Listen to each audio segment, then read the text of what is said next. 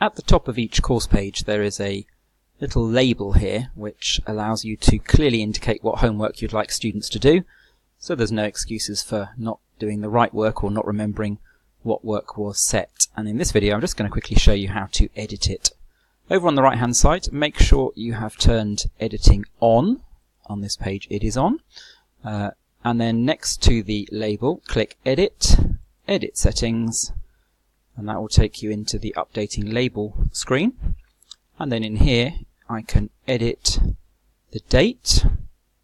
So the next time I'm going to set homework for this group is going to be the 1st of March.